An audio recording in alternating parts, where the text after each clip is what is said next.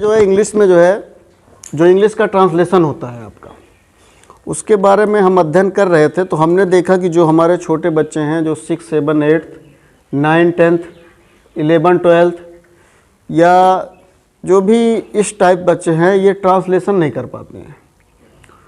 तो जो उसमें ट्रांसलेशन को हमने देखा तो उसमें हमको लगा कि हम जो उसमें कमियां हैं आपके अंदर उसको आपको बताएं और आप जानें कि जो भी छोटे बच्चे हैं, जैसे आप 6 में हैं, 7th में, 8th में, जब ट्रांसलेशन की शुरुआत होती है, आपको ट्रांसलेट बताया जाता है कि हिंदी को इंग्लिश में कैसे ट्रांसलेट किया जाता है, उसी समय आपको जानना होता है। जैसे कुछ ऑक्सिलरीज हैं आपका, इज, एम, आर,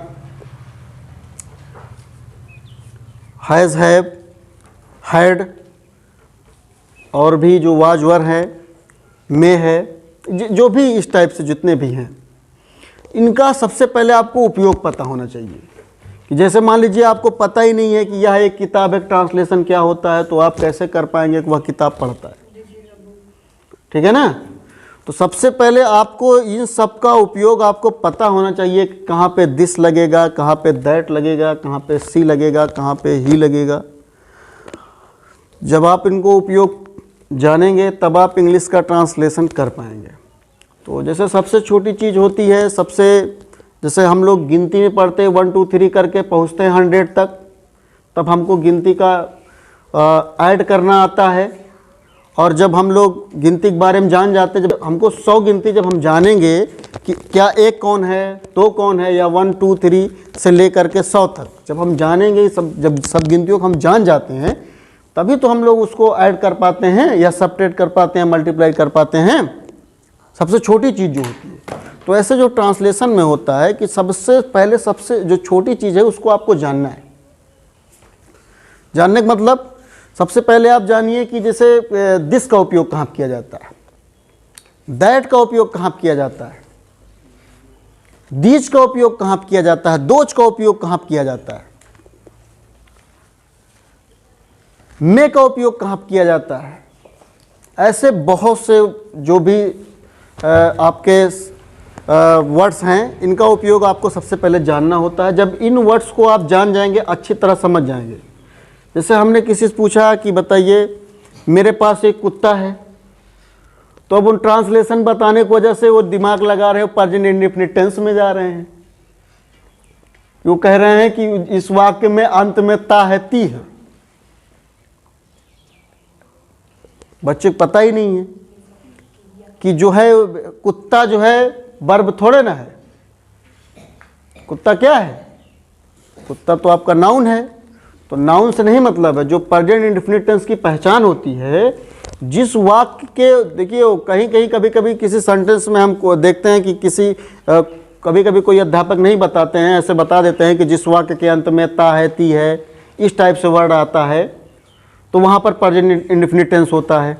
लेकिन आपको जानना है कि वाक्य के अंत में जो क्रिया होती है, क्रिया में ता है, ती है आना अनिवार्य होता है, तब वह प्रेजेंट इंडेफिनिट टेंस होता है।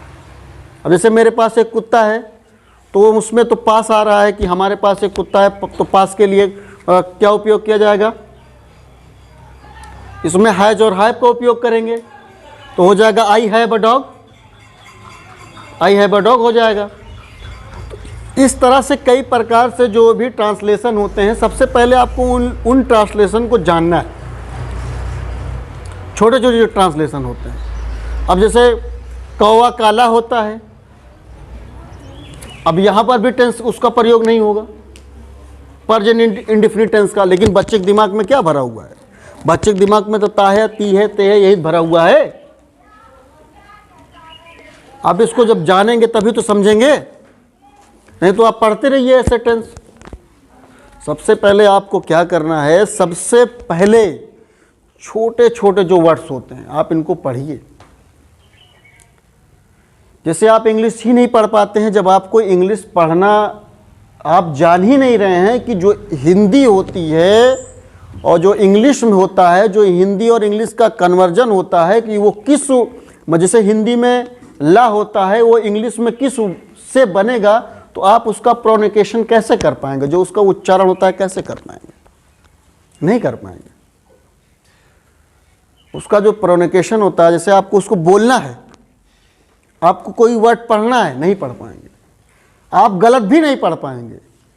जैसे कुछ वर्ड होते हैं इंग्लिश में, ऐसे वर्ड होते हैं जैसे नॉलेज हो गया, उसमें साइलेंट है कि वो उसका अपना रूल के हिसाब से उसको इंग्लिश में सेट किया गया है कि यन के पहले जब के आता है तो उसको जो है साइलेंट किया जाता है। नॉलेज हो गया, नाइफ हो गया, और भी बहुत से वर्ड्स हैं ऐसे, ठीक है। तो लेकिन जैसे ट्रांसलेशन आप पढ़ने का मतलब ये है कि सबसे पहले आप ट्रांसलेशन आपको पढ़ना है, आप सबसे पहले फोकस करिए कि जो भी छोटी छोटी आपकी जो ट्रांसलेशन है पहले उनको आप दुरुस्त करिए, ठीक है। तब आप जो है प्रेजेंट इंडेफिनिट टेंस पे पहुंचिए, तब प्रेजेंट पास्ट फ्यूचर के बारे में सोचिए। जब तक आपको छोटी छोटी चीज़ें नहीं आ रही हैं आप वहाँ मत जाइए, नहीं वो आपको समझ में नहीं आएगा, क्योंकि यहाँ पे छोटा रूल लग रहा है, वहाँ पे बड़ा रूल लगने लगता है। उसमें वर्ब की first form, second form, third form, तीनों फॉर्म का उपयोग होता है। जो तीनों टेंस में जो भी उसके 4 पार्ट होते हैं, अलग अलग जो भी पार्ट है उसमें अलग अलग उपयोग होता है। तो दोस्तों, मेरा वीडियो बनाने का अर्थ ये है आज का कि कुछ बच्चों को जो है जैसे ट्रांसलेशन नहीं आता है, तो सबसे पहले हम कहेंगे कि आप जो है जो छोटे छोटे वर्ड्स हैं, सेंटेंस हैं, उनका आप ट्रांसलेशन करना सीखिए। उसके बाद present tense, past tense, future tense, जो भी इस प्रकार में वाक्य आएंगे आप उनके बारे में सीखिए, तब आपको बेहतर समझ में आएगा और अच्छा समझ में आएगा। तो ये हमारा YouTube चैनल है, इसको आप सब्सक्राइब करिए, लाइक करिए, कमेंट करिए।